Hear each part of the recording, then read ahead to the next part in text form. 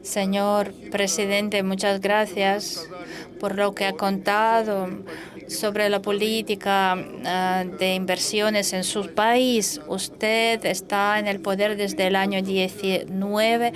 Usted es el sexto presidente de Argelia y hace mucho para la economía de su país. Pero además yo tengo que añadir que en su país existe una tradición especial de la lucha contra el colonialismo y soberanía. Como resultado de esta lucha, su país es un país independiente. Ahora su país sufre por la presión para que ustedes se adhieran a las sanciones contra Rusia, que no colaboren con Rusia y que no compren armas rusas. ¿Cómo respondería a estas preguntas?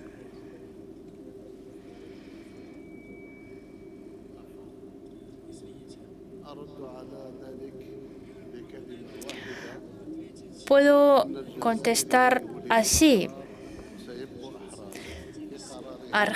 Los argelinos nacieron libres y van a seguir siendo libres.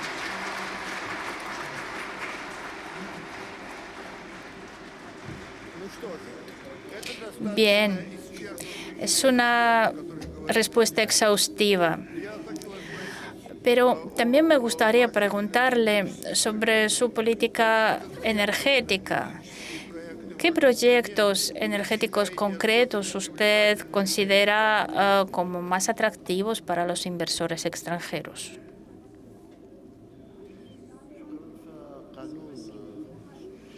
Muchas gracias. La nueva ley sobre la energía fue adoptada. Es la ley sobre la prospección, la exploración.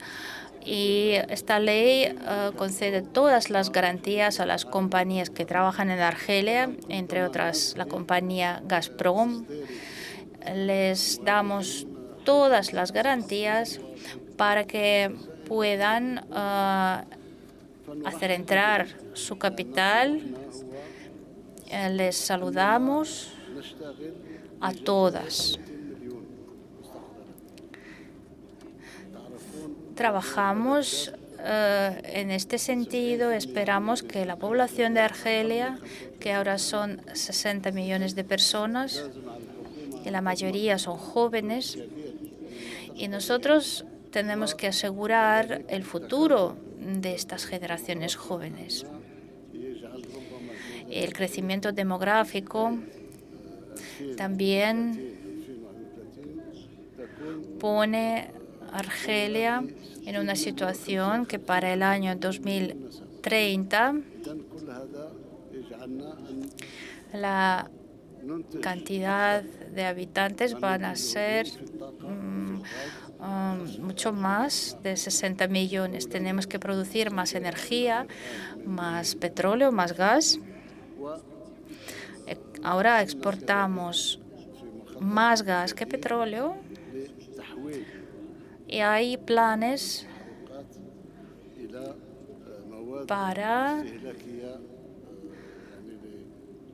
la ampliación de la refinación de los combustibles. También trabajamos para usar más activamente los productos de la refinería, para que no exportamos solo el petróleo, el crudo, sino productos del refinamiento de petróleo. Ahora Argelia consume una mitad de todo el gas producido en el país, un 72%, más de una mitad de lo que consumimos del gas que producimos. Es suficiente para nuestro crecimiento económico. Y como ya ha dicho el estimado presidente Putin, Argelia ahora Se está abandonando la dependencia de petróleo y de gas. Trabajamos para que nuestra exportación no consistiera solo en combustibles, petróleo y gas.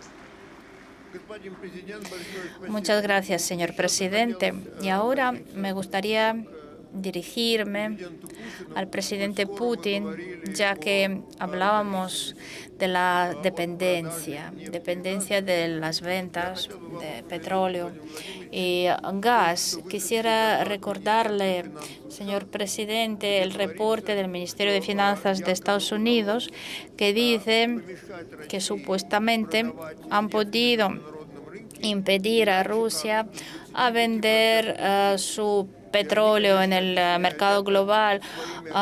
Solo se puede vender con un descuento de un 25%. Quisiera preguntar, ¿qué le parece esta evaluación de Washington? ¿Equivale a la realidad? Y segunda pregunta, ¿qué hace usted para que Rusia gane más vendiendo su petróleo y su gas? Antes que nada, quisiera decir que cualquier limitación o restricción del comercio global son contraproductivos, son inútiles y dañosos para los que inician los procesos, lanzan los procesos de este tipo. Cuando nosotros adoptamos las decisiones correspondientes, sabrá que a nivel normativo hemos adoptado una ley, una decisión que limita el trabajo de nuestras compañías con los que introducen restricciones para nuestras mercancías, entre otras cosas el petróleo.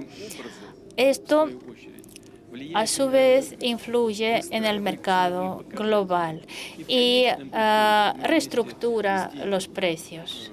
Y al final, junto con los que piensan con razón y realmente cuidan del estado de salud de la economía global, me refiero a nuestros socios de la OPEP Plus, pues todos tomamos las decisiones que minimizan en los mercados globales energéticos las consecuencias negativas que llegan con las decisiones políticas. Por supuesto, estas restricciones tienen impacto negativo para nosotros, pero en primer lugar para diferentes mercados son descuentos diferentes. Es lo primero. Y en algunos casos los descuentos son mínimos. Y en segundo lugar, como he dicho, estos descuentos influyen en la coyuntura de precios mundial y en general está a tal nivel que es normal para nosotros. La producción está creciendo y los volúmenes de ventas también son suficientes, son demasiados y esto impacta el presupuesto y los precios de gas, los volúmenes de ventas de gas. Los mercados bien conocidos, sobre todo europeos, pero ahora se realiza la sustitución de unos mercados por otros. Y ninguna catástrofe no vemos aquí. Esto hace a nuestras empresas de actuar más enérgicamente, encontrar nueva logística, encontrar nuevos socios, y ellos lo logran.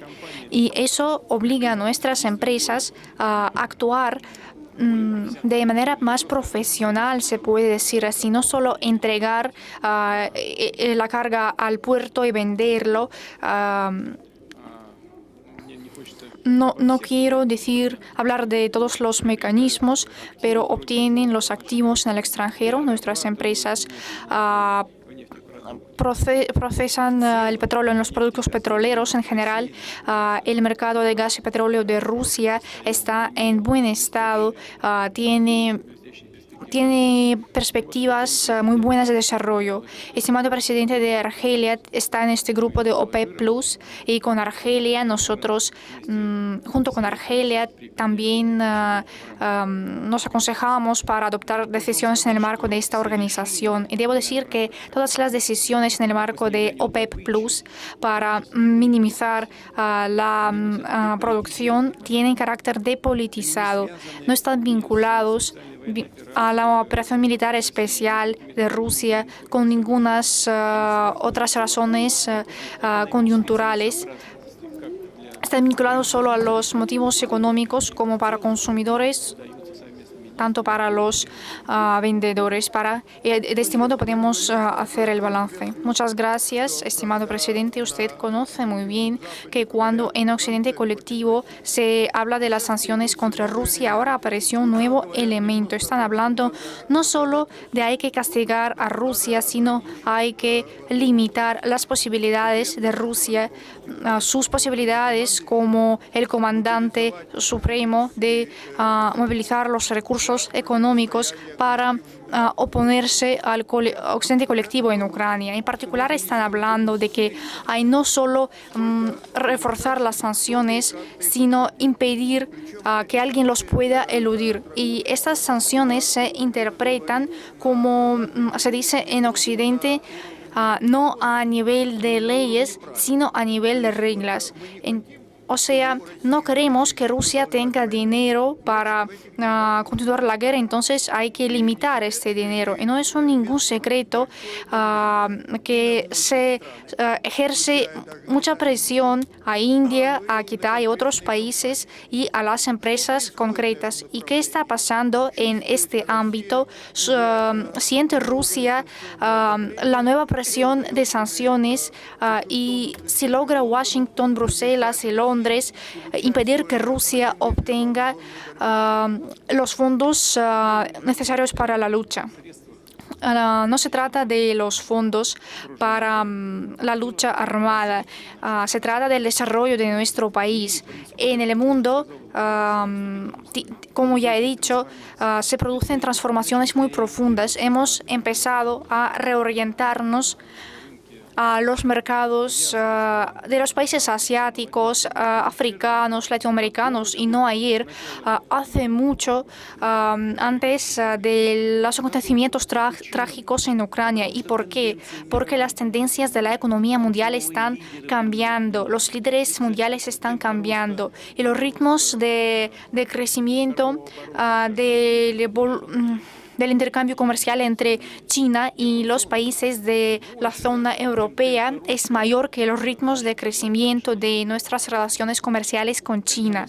Cuando oigo que ustedes serán dependientes de China y ustedes ya están dependientes de China. La cosa es así y desde hace mucho.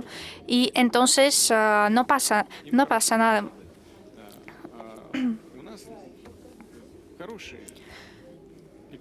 Nosotros tenemos relaciones de buena vecindad con China, con India, con otros países y otros países se están desarrollando a un ritmo enorme. Por ejemplo, Indonesia tiene un mercado enorme y está desarrollándose.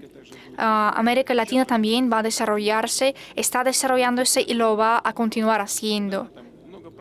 Sí, hay muchos problemas, pero tienen el impulso para desarrollarse. Entonces, todos los intentos de limitar de manera artificial resultan en que en mayor medida empiezan a sufrir los que imponen estas restricciones. Y eso no puede alegrarnos. Eso no está resultando y no resultará en las condiciones que impidan nuestro desarrollo.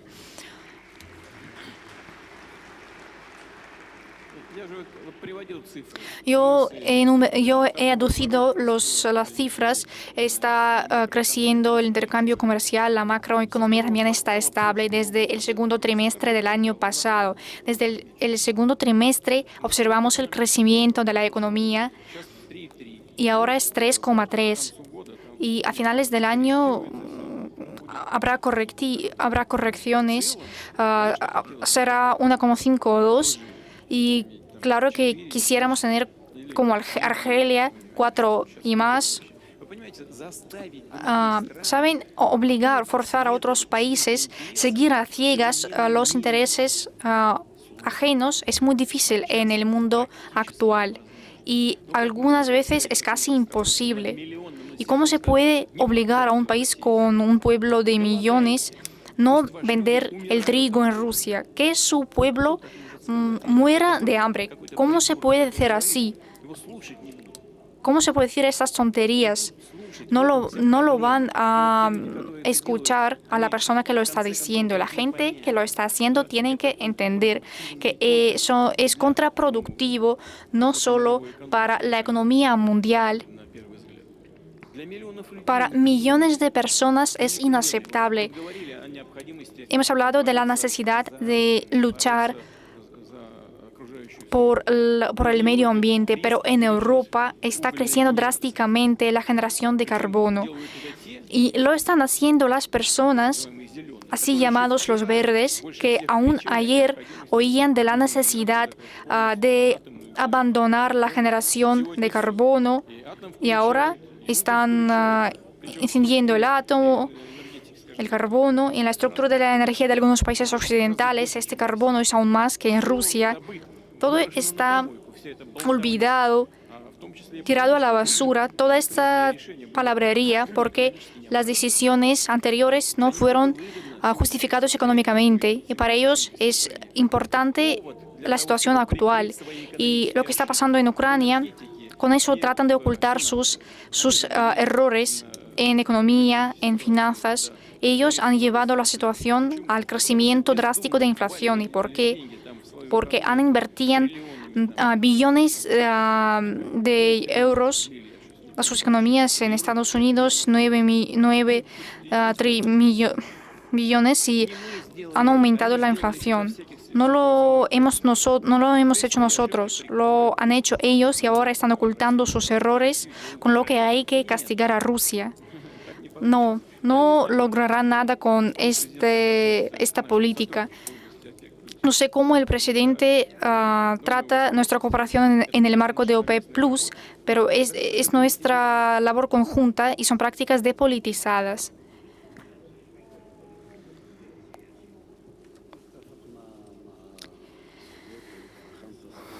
Estoy completamente de acuerdo con mi gran amigo Vladimir Putin. Todos nosotros en nuestra actividad económica entendemos que hay intentos de politizar tales o cuales decisiones políticas. La economía no debe ser politizada y por eso hoy, si usted me permite, voy a añadir una cosa a lo que usted ha dicho.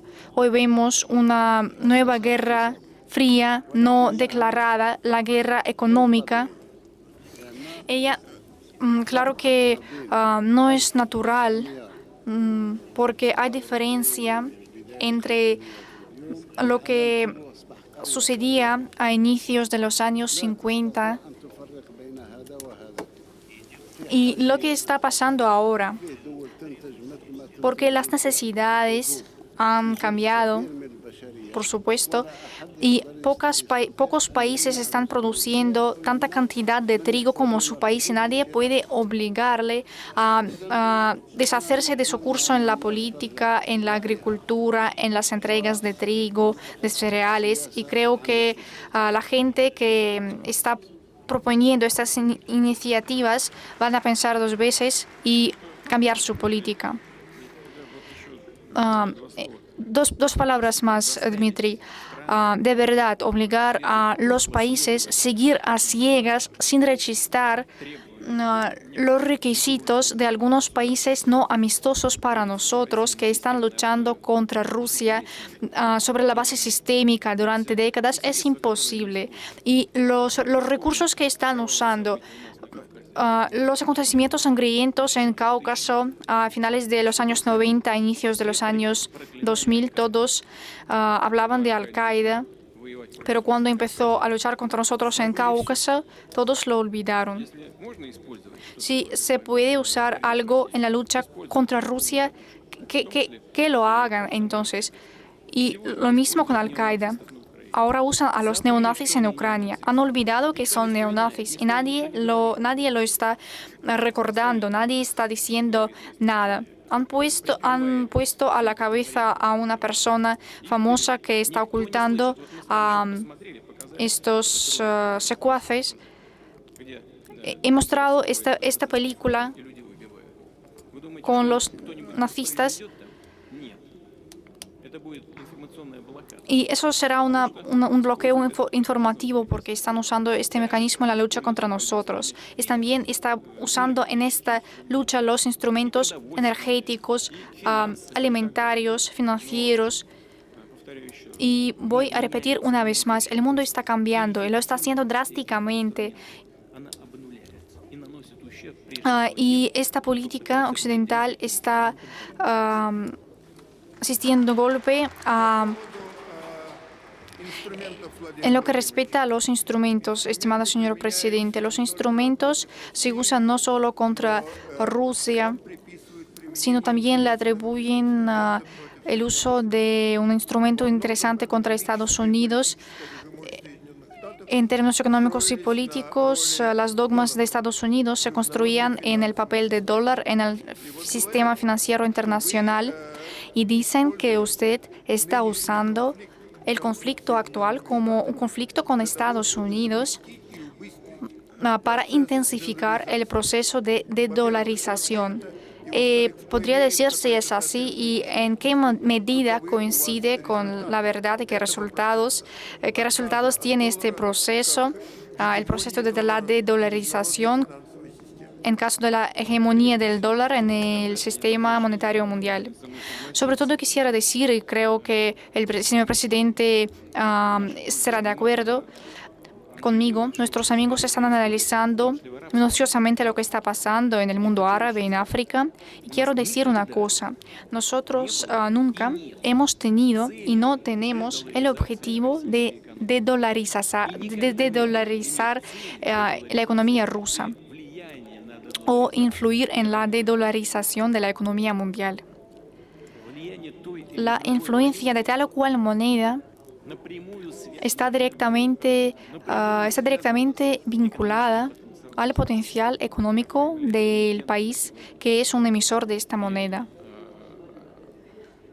Y la economía de Estados Unidos es una de las economías mundiales, pero cede en términos de las capacidades de compra a China, porque China está por delante de Estados Unidos, pero es una economía enorme. Es un gran mérito del pueblo estadounidense, de verdad talentoso. Nadie lo niega, pero las autoridades estadounidenses están abusando la confianza del pueblo estadounidense. Lo estoy diciendo porque lo entiendo muy bien. En particular porque siguiendo los objetivos políticos de coyuntura, y la pregunta es si son correctas estas metas. Ellos socavan su potencia en el ámbito de las finanzas internacionales. ¿Por qué usando el dólar como un instrumento de la guerra armada? Y no se puede decir de otra manera. Ellos generan las dudas de la potencia de la moneda estadounidense como un instrumento de pagos en el comercio mundial y como un medio de reserva de ahorros. Las reservas de los países mundiales con la economía grande en dólares están reduciendo año tras año, no de manera tan rápida como alguien quisiera, pero sí que están reduciendo. Como están reduciendo las transacciones en la economía mundial en dólares. Están reduciendo las transacciones en euros, están creciendo las transacciones en monedas nacionales, en yuanes, en algunas monedas de los países árabes. No es casualidad no está vinculado con lo que está pasando ahora en Europa. En América Latina también se están generando las ideas, los proyectos de crear sus propias monedas. En el mundo árabe, desde hace mucho, se está hablando de la creación de su moneda nacional. En Asia también. Está creciendo la parte de los pagos en yuanes. En los países árabes líder se dice que pueden pagar en yuanes por el petróleo. Saben, aquí no tenemos nada que ver con eso, pero esta tendencia va a comprar impulso en la bolsa o van a aparecer otras bolsas para el petróleo y gas y se producirán transacciones no en dólares. Es el inicio del fin para el dólar, pero no tenemos nada que ver con eso.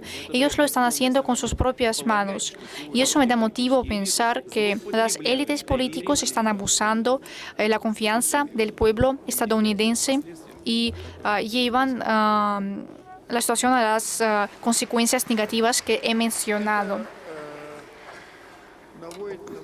Eso nos hace pensar sobre otra cuestión. Usted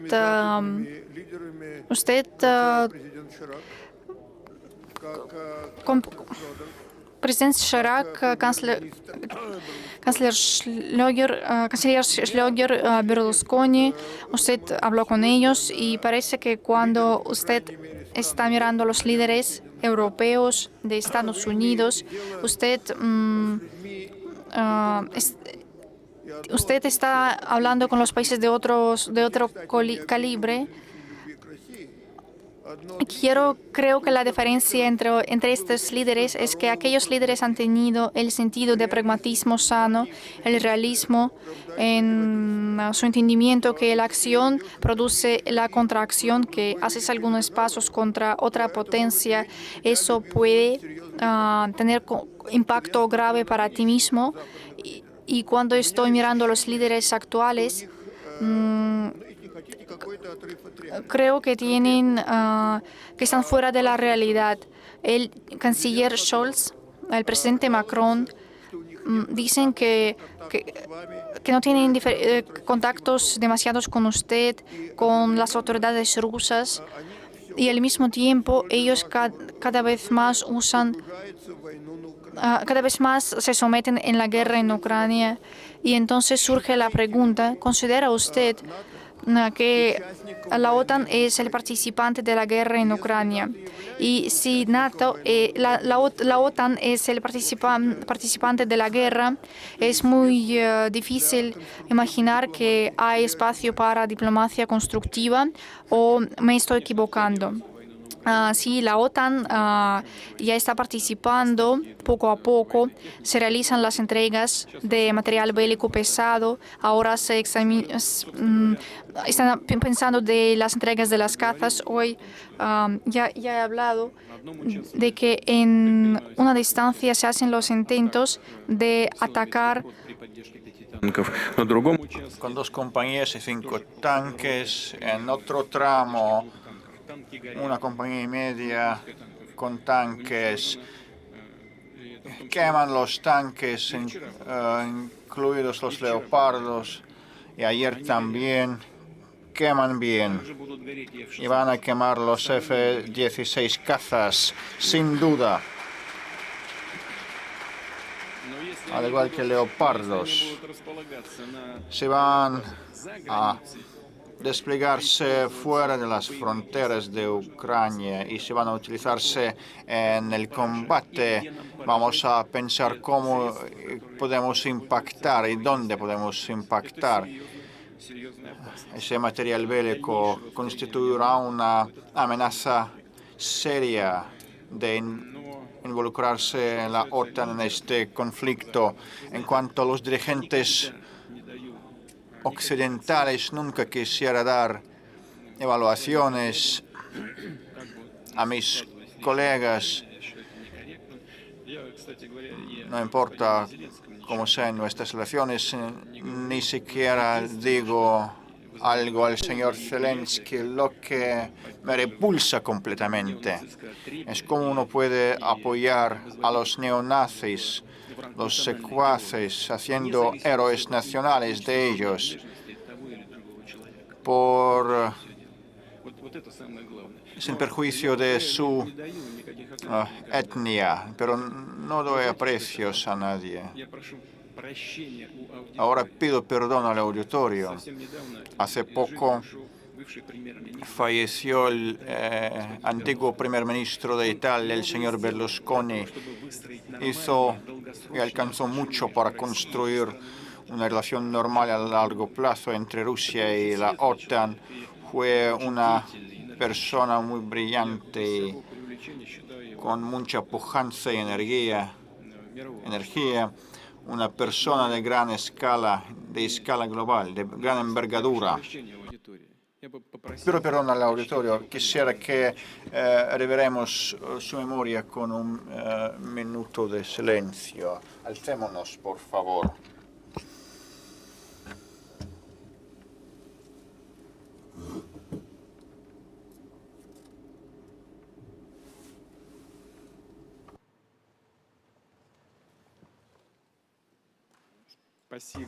Gracias. En lo que atañe a Chirac, señor Chirac fue un enciclopedista en todo sentido de la palabra, en toda acepción, y algunos de los dirigentes actuales ni siquiera tienen la enseñanza superior. Empujan a la cúpula personas sin formación normal. Falleció también el señor Chirac, fue un político de gran escala. Le pregunté una vez por qué se mostraba tan agresiva la cúpula política norteamericana, y me contestó en ruso que no son cultos. Me contestó en ruso, no son cultos. Se trata de nivel de enseñanza y entendimiento de los acontecimientos globales, pero de todo modo tratamos a nuestros socios con respeto. Y espero que los retos de hoy que afrontamos incluso en la esfera de defensa nos hagan entender que la seguridad debe ser indivisible e igual para todos, lo que siempre decimos a nuestros socios.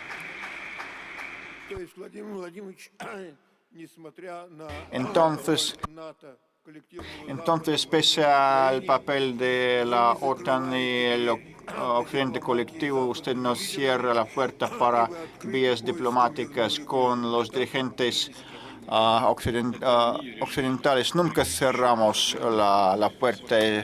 Están mirando en la grieta de esa puerta. Con su ayuda, hubo un buen tema de divisas internacionales. ¿A qué etapa ahora en el mundo árabe está la consideración de crear una moneda única del mundo árabe? ¿Está pasando algo o no? No estoy a sabiendas. Bueno, quisiera que sea así. Opino que algunas de las monedas se imponen sobre todo el mundo, pero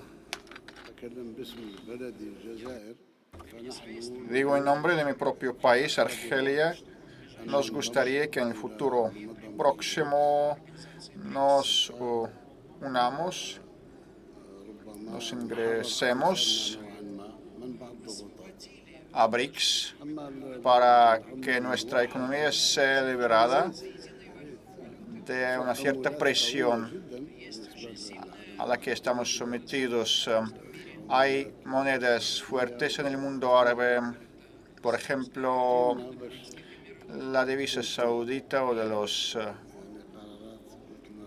Emiratos.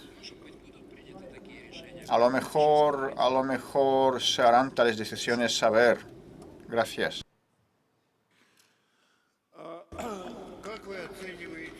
¿Cuál es su aprecio de su nivel con los Estados Unidos? La administración de Biden, se sabe bien que el expresidente, el futuro presidente que cree Donald Trump dice que de ser el presidente, de haber sido el presidente, nunca habría empezado el conflicto en Ucrania, que hubiera podido resolverlo rápido. Si existe un diálogo constructivo con Estados Unidos, si es posible o no. Con respecto al señor Trump, durante su presidencia se introdujeron muchísimas sanciones y restricciones contra Rusia, sin sucesos graves en Ucrania. Pero de haber tenido otra administración, tal vez podríamos optado por un plan pacífico de arreglo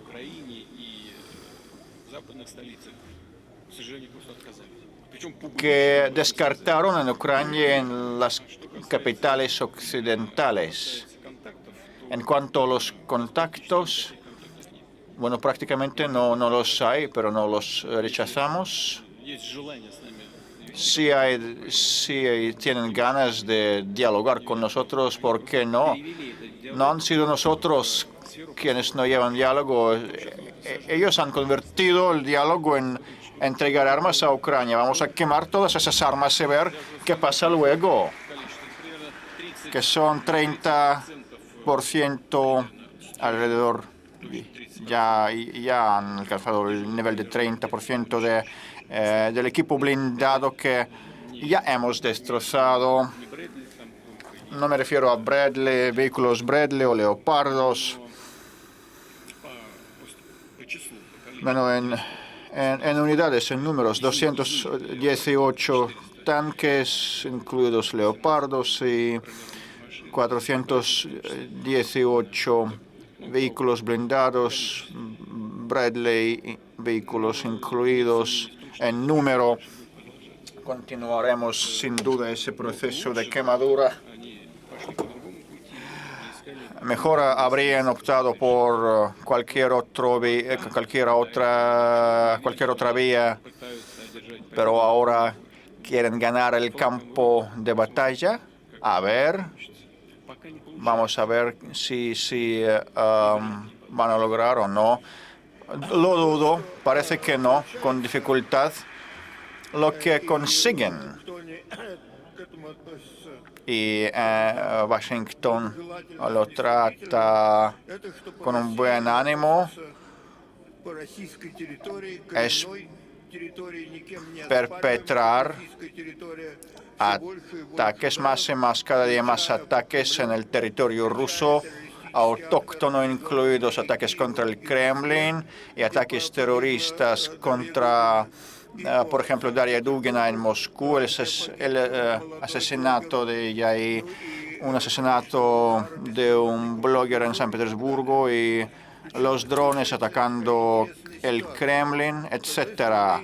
Entonces, lo que podemos ver es que la administración de Biden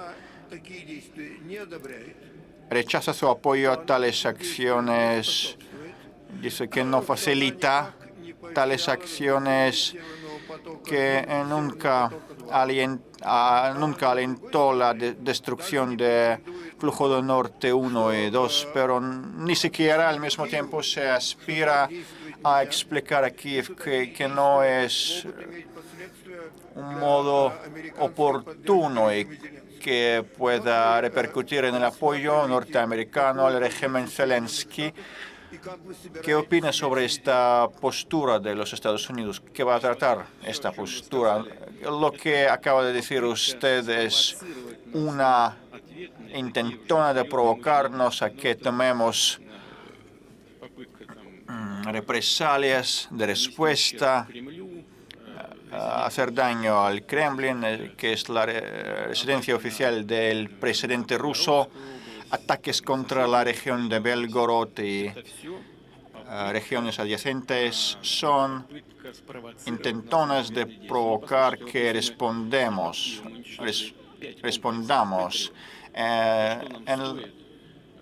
En las cercanías de Kiev hemos destrozado 5 sistemas Patriot antiaéreos. Podríamos destrozar cualquier edificio en Kiev. No hay restricciones, pero no lo hacemos por algunas razones. Por varias razones. Es que quisiera interrumpir cuáles podrían ser las razones. Le voy a decir más tarde cuáles son. Son varias. No voy a decirlo en público. Tenemos la potencialidad. Están a la espera de que vayamos a pulsar los botones, pero no hay tal necesidad, que el enemigo no tiene ningún éxito en el frente. Con la poca probabilidad de su éxito de ucranianos, intenta el occidente provocarnos. Ahora van a apuntar un dedo a nosotros diciendo que somos malvados, crueles, no se puede tratar con esos rusos. Mirad, no existe tal necesidad hoy en día. Pero en cuanto así hace falta llevar diálogo con ellos, dialogar con ellos. No lo hemos rechazado, reitero. Ellos decidieron cortar ese diálogo con nosotros. Si no quieren, bueno, no. Y ellos querrán, tarde o temprano, y vamos a ver cuándo y sobre qué podremos discutir con ellos. Y en cuanto a los ataques contra las regiones limítrofes, bueno, son intentos de distraernos de otros tramos del frente. No es nada fuera de lo común para nosotros. Lo vamos a luchar, contrarrestar. Si seguirán tales ataques contra nuestro territorio, consideraremos una creación de una zona sanitaria o tapón en su territorio. Impactamos metas militares con armas de alta precisión y alta potencia, y tenemos éxito. Miren cómo se destrozan los almacenes y las tropas, incluidos los mercenarios internacionales. ¿Cómo funciona nuestra artillería? Son muy sensitiva nuestra respuesta, y ellos están a sabiendas. En cuanto a la respuesta, no soy yo quien le va a decir que mayor número de expertos rusos empieza a hablar sobre una oportunidad potencial de utilizar las armas nucleares tácticas en circunstancias de emergencia y todavía inexistentes, y como esperamos que no vayan a llegar. Quisiera recordarle que en aquel entonces en Washington, en los mejores tiempos, usted se reunió con expertos norteamericanos en la embajada rusa, Jane Schlesinger, el antiguo ministro de Defensa, y Brent Skazenfold, el ex asesor de política extranjera del presidente. Entre ellos fueron las personalidades a cargo del concepto de un impacto nuclear limitado si los tanques soviéticos iban a alcanzar el canal inglés, La Manche. decían que era una táctica legítima y lícita y también una parte necesaria de disuasión nuclear. Bueno, si impactarían solo con armas nucleares sería poco convincente.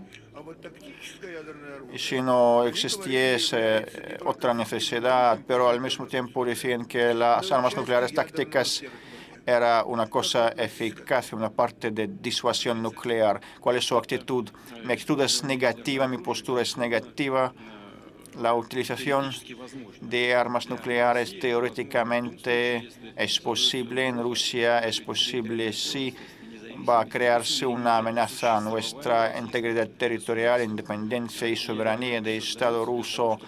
Para esto tenemos las armas nucleares, para asegurar nuestra seguridad en un amplio sentido y la existencia de nuestra nación. Pero no tenemos tal necesidad. Primero y segundo, las elucubraciones sobre esto ya bajan la oportunidad, los umbrales de aplicar tales armas. Y tenemos más armas de esta índole que el Occidente y intentan persuadirnos que empecemos la negociación de reducir tales armas, pero no va, ¿qué va? Nunca. Utilizando lenguaje sencillo y términos económicos, quisiera decir que son nuestras ventajas económicas competitivas en el marco del Estado de Unión con el presidente Lukashenko de Bielorrusia. Hemos pactado transferir una parte de armas nucleares y desplegándolas en Bielorrusia. Las primeras cabezas nucleares las suministramos a suelo bielorruso. Hasta finalizar el verano vamos a completar ese trabajo. Es un elemento de disuasión. Quienes piensan derrotarnos estratégicamente deben tomarlo en cuenta. Señor presidente, usted sabe mejor que yo, siendo el comandante en jefe, que para garantizar la eficacia de disuasión, el enemigo debe considerar que si no funciona la disuasión, usted va a hacer lo que hace falta hacer, lo necesario. Señor presidente, me está instando a qué? Que quiere que asuste a todo el mundo. ¿Para qué? He dicho que utilizar los medios extremos es posible si va a aparecer una amenaza a la estatalidad rusa. En este caso, en este evento, todas las fuerzas las vamos a utilizar para proteger nuestro país. Os recuerdo que el único país que aplicó las armas nucleares contra un país que no tenía armas nucleares fue los Estados Unidos, impactando Hiroshima y Nagasaki, las ciudades japonesas. Ellos pensaron que tenían derecho de hacerlo. Así que han creado el precedente. Los Estados Unidos lo hicieron. Vladimir Vladimirovich, perdone si le parece que yo le presiono, es mi trabajo. En cuanto a los temas más agradables, más importantes, quisiera preguntar sobre el lugar de Rusia en los primeros 10 países con economías más fuertes. Por algunos cálculos, ahora Rusia ocupa el lugar número 6. ¿Piensa usted que lo podrá conservar o a lo mejor subir? Y si la respuesta es positiva, entonces, ¿cómo? No hay dudas de que en los próximos años lo vamos a mantener. Si calculamos el PIB en paridad de la capacidad adquisitiva, somos los sextos. Estados Unidos, China, Japón, India, Alemania y Rusia. En principio, a este grupo de economías más importantes se está acercando Indonesia porque crece la población, se desarrolla la economía, pero en las economías en vías de desarrollo pasan procesos muy interesantes. El presidente argelino ha dicho sobre el crecimiento de la población y la economía crece. Hay muchos proyectos que van a seguir desarrollándose. Ahora el volumen de economía rusa es la sexta en el mundo. Yo he hablado de la estabilidad macroeconómica, cómo se forma la situación económica en el momento y cómo la pronosticamos para el futuro. Y yo no tengo dudas de que mantengamos este lugar sexto. Vamos a ver cómo nos moveremos luego. Si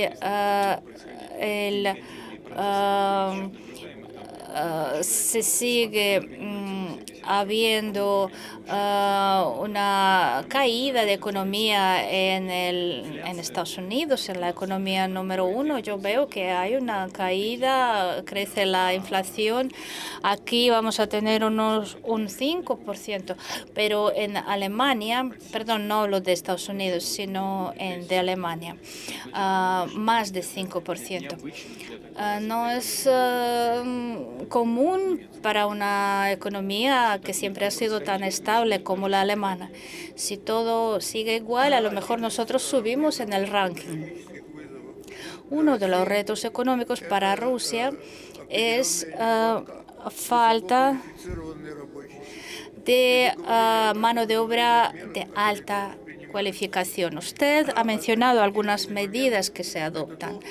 Un momento interesante consiste en que un cierto número de personas con alta cualificación, sobre todo del sector de IT, abandonaron Rusia cuando fue declarada la operación militar especial. Y siempre oigo más, no solo en Moscú, sino también de la prensa occidental, que ellos empiezan a regresar.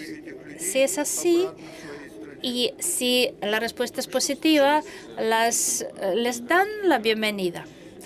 Acabamos de hablar con nuestros colegas de Emiratos Árabes Unidos. Allí hay muchos rusos que trabajan y viven allí. También hay muchos rusos en los países vecinos, en Armenia, en Azerbaiyán, Kazajistán, Uzbekistán. Yo no veo nada malo en esto. Que vivan donde creen bueno vivir, que trabajen allí, pero hay diferencia. Una cosa es vivir en Moscú, una de las ciudades más cómodas del mundo, con toda su infraestructura, y algo muy diferente es vivir en otra ciudad. Una cosa es vivir dentro de su cultura, su lengua, con sus amigos, y otra cosa es vivir fuera, con sus amigos, con su familia, con sus conocidos, que de vez en cuando quieres ver, y algo muy diferente es estar fuera. Un 50% de los que han abandonado Rusia ya han regresado, y este por ciento sigue. Si alguien quiere quedarse allá, que lo haga, pero yo creo que es un proceso más bien positivo que negativo. Va a ser un elemento de conexión, otro elemento de conexión con los países con los que ya tenemos contactos económicos y humanitarios. Estimado señor presidente, las últimas dos preguntas. La primera es para los dos presidentes. ¿Qué quisieran decir ustedes, no solo a los que están presentes en esta sala, sino a todos los miles de millones de personas que escuchan sus ponencias, que sean sanos y ricos. Presidente de Argelia. Muchas gracias. Nuestro único objetivo de toda la humanidad es vivir en paz, vivir con progreso cuando se desarrolla la economía. Y para que realmente tenga lugar una integración real en la economía, en las relaciones entre personas.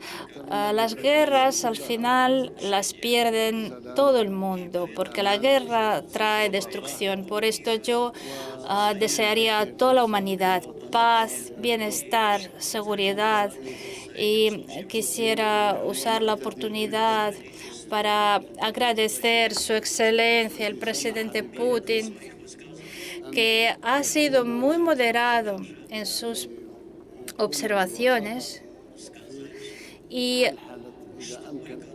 quisiera decir que nosotros podemos ofrecer nuestros esfuerzos de mediadores en el conflicto con Ucrania. Y yo deduzco de sus palabras, señor presidente, que usted es amigo de toda la humanidad, de todos los países del mundo. Igual que en Argelia, queremos a todo el mundo, menos a los que nos desean mal. Yo quisiera agradecer al presidente de Argelia por encontrar tiempo para venir acá. Todos los que están en esta sala entienden muy bien lo que supone llegar a Rusia y visitar este evento y estar aquí junto con nosotros.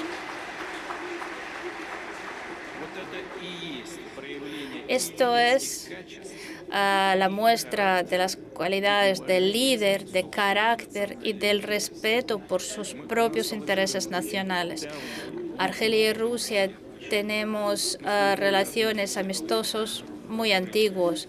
Queremos el pueblo argelino, que desde el año 54 hasta 62 o 63 luchó por su independencia y ha perdido en esta lucha 1,5 millones de personas. Y cuando en el año 62 se independizó, todavía en los años 63-64 el ejército francés realizó pruebas nucleares en el desierto de Sáhara. Pero nosotros, con toda África, con Argelia, con todos los países de la región, países árabes, tradicionalmente llevamos relaciones muy buenas y amistosas, sin exageración. Y vemos que los líderes de estos países seguían en primer lugar por sus propios intereses nacionales. Con todo esto, ellos prestan atención a los eventos que tienen lugar acá. Ayer hemos hablado mucho con el señor presidente, se interesó mucho de lo que pasa en Ucrania y ahora lo expresó públicamente, pero en nuestras conversaciones privadas él también expresó su deseo de que llegue la paz y también me dijo que estaba dispuesto a participar en las misiones de mediación. Gracias, señor presidente, por su posición, por su deseo de ayudar, de apoyar nuestros esfuerzos también para terminar con la crisis en Ucrania. Vladimir Vladimirovich, la última pregunta complicada. En Estados Unidos sería obligatoria esta pregunta. En esta situación, si hubieran preguntado al presidente Biden, le preguntarían, ¿y qué quisiera usted decir al presidente Putin? Entonces, usted a lo mejor no quiere decir nada al presidente Biden, pero ¿Qué mensaje clave o qué lección quisiera usted que el presidente Biden lleve de todo lo que se ha dicho en esta sala y sobre la política exterior de Rusia? El presidente Biden es una persona mayor, madura, es un político con experiencia, que él actúe según lo que cree correcto, y nosotros vamos a actuar según lo que creemos útil y beneficioso para Rusia. Y hay que contar con esto. Vale, Vladimir Vladimirovich, usted no quiere dar consejos al presidente Biden, pero usted prácticamente ha dicho lo más importante. Con esto habrán que contar todos. Yo creo que con estas palabras vamos a clausurar esta sesión tan importante, tan interesante. Muchas gracias a los presidentes de Rusia y de Argelia. Muchas gracias a usted por nuestro trabajo conjunto.